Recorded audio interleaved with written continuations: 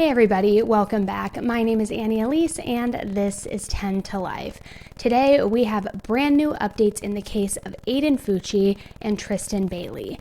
For those of you who are unfamiliar with the case, I highly suggest you go and check out the playlist on my channel, but to give you just a quick reminder, it's the case of the young teenager who stands accused of killing his 13-year-old classmate Tristyn Bailey. Aiden Fucci is 15 years old and he is accused of first-degree murder for taking 13-year-old Tristyn's life. Last year on May 9th, Tristyn Bailey was discovered in a wooded area and she had been stabbed to death over 100 times. And many of these stab wounds were defensive wounds.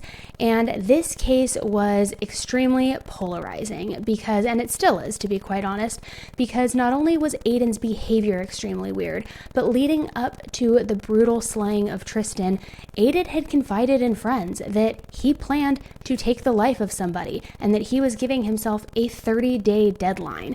I mean, the details in this case are just so bizarre, which is why I feel like the media has kind of just really, grabbed onto this like a magnet, and everybody wants to make sure that Aiden is held accountable.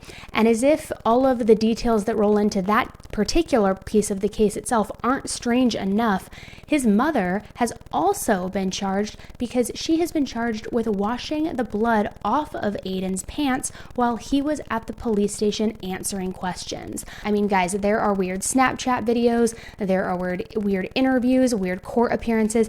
This case is very complex. So again, if you're not familiar or if you just want to refresh, head back over to that playlist where I give you the full summary. Well, Aiden had a pre-trial hearing this week, and so we're going to talk about it because not only did we learn a little bit more information in that pre-trial hearing, but Aiden doesn't quite look like how Aiden used to be in that one infamous video of him talking to demons in the jail cell. So smash that like button, guys, and let's get right into it. 10 to Life with Elise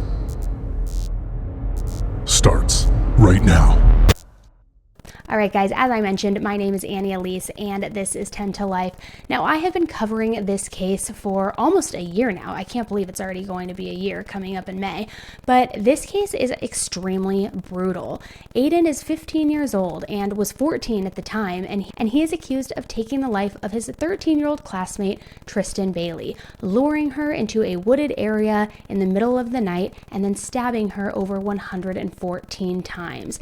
And like I had mentioned briefly too, he had confided in friends that he was planning to do this to somebody. He had also role-played this with his girlfriend allegedly at the time. I mean, there was just so much odd behavior coming from this kid. And even once police had reached out to him for questioning, he started posting videos to Snapchat in the back of the cop car, just kind of smug and arrogant.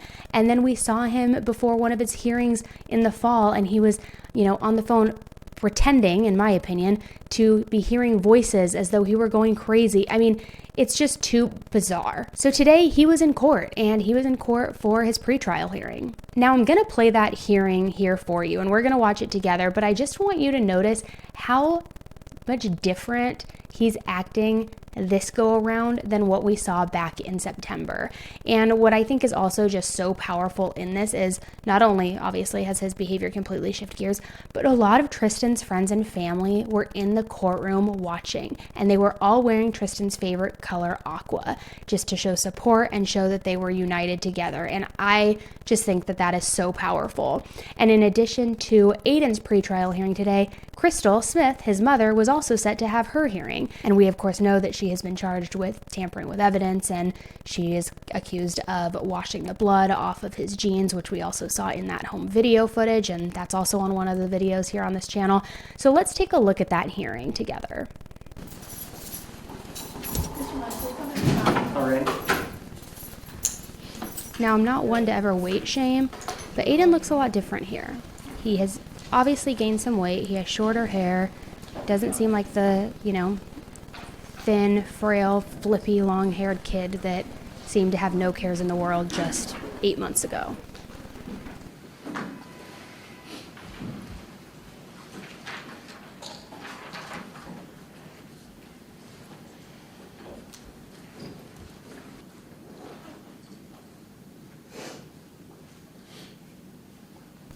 Alright, well this seems to be taking a minute. Let me see if I can fast forward a little bit, guys.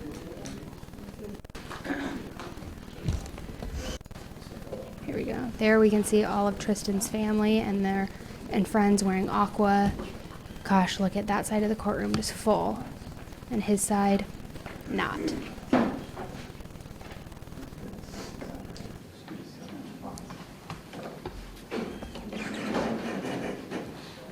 That's pretty powerful.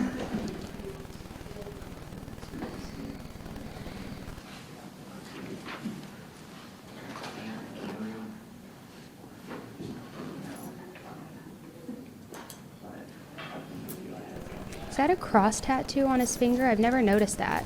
Did he have that before going into prison or into jail, or is that something he got there? That's interesting.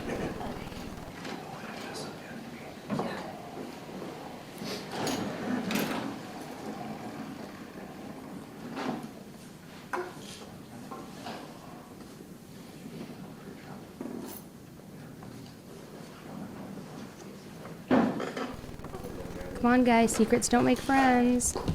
Let's see if I can support this little, guys. It's like he's trying to make eye contact with anything else but all of Tristyn's friends and family, who are just, you know, just shooting daggers into his back, which is like laser beams, and he's trying to just look anywhere he can to not make eye contact with them.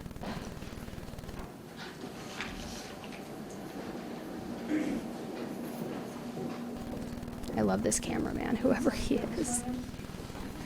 Right, let me try and fast forward a little bit again, guys. There's that cross tattoo again. I need to go and look and see if he has always had that.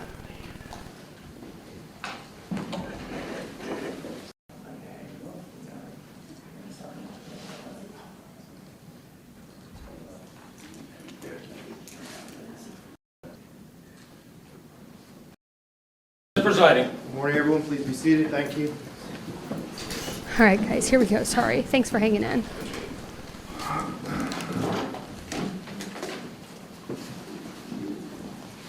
All right. Good morning. Morning, everyone.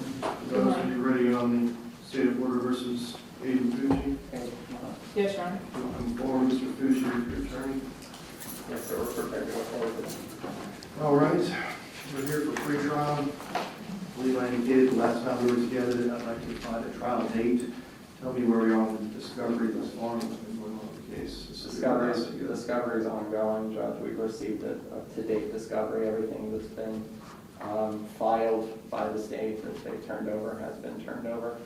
We've begun the deposition process and securing more dates moving forward. We have several days worth of depositions still remaining.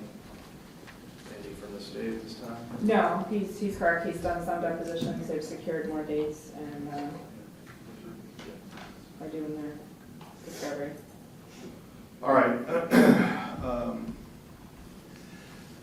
ahead and get it on the trial calendars for the fall. We can do November. That works for both sides. Yes, sir. Yes, Your Honor. All right, let's set it for October 26th for final pretrial. That'll be at 9 a.m. Docket sounding will be November 2nd, also at 9 a.m. And the 2-week trial period will be November 7th through the 18th. I'll clear those 2 weeks if necessary. Just let me know when we get closer if we're going to need the entire 2 weeks or how much time we're going to need. I don't need you to tell me now. Why don't we set an intervening court date? We'll come back in May to see how things are going. So May 5th at 9 a.m. for pretrial. Expect to just be updated at that time on the status of discovery. Yes, Your Honor. All right, are there any other matters we need to address today? No, sir. No. From the state? All right, thank you. We'll see you back here on May 5th at 9 a.m.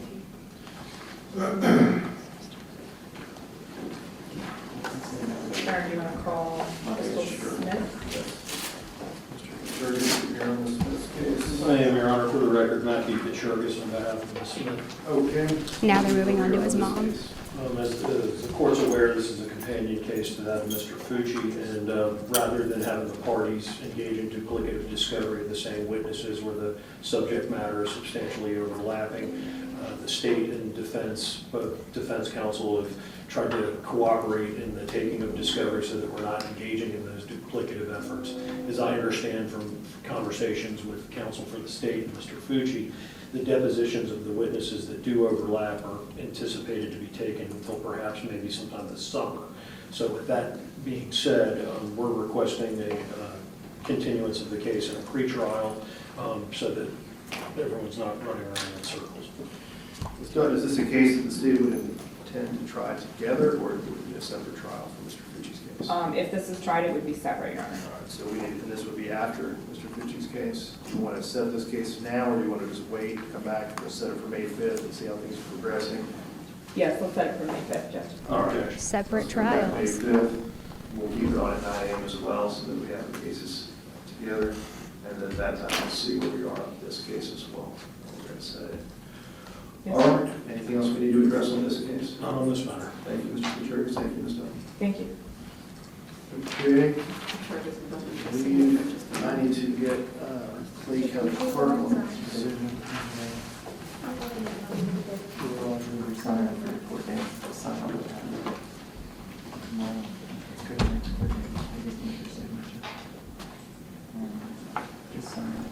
I wonder if he was expecting to see his mom in the courtroom as like some sort of comfort, and then she didn't show. I wonder if that has any weight on, if that's weighing on him at all.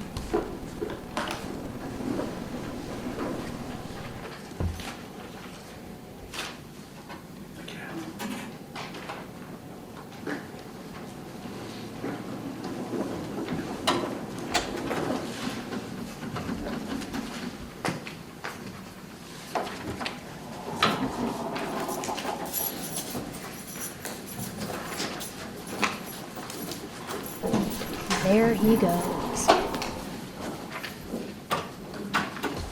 So obviously a very different personality and look, in my opinion at least, that Aiden had during this hearing versus others. And something else that we learned today is that the latest list of evidence that the state plans to use in this trial includes jail cell calls, text messages, as well as DNA evidence collected from family members. This is in addition to the already huge list of discovery that they have, which also included over 250 witnesses. Now, the amount of discovery, we talked about it when it first got released. I think it was either in August or September. It is a very long list. I mean, there are tons of witnesses, there are notebooks, there are chat logs. There is just so much for the state and for the defense to go through. As far as part of the latest batch of discovery that was added into this case, it's really interesting. Prosecutors handed over a compact disc that contained a 911 call that is related to the case, as well as a fire department incident report.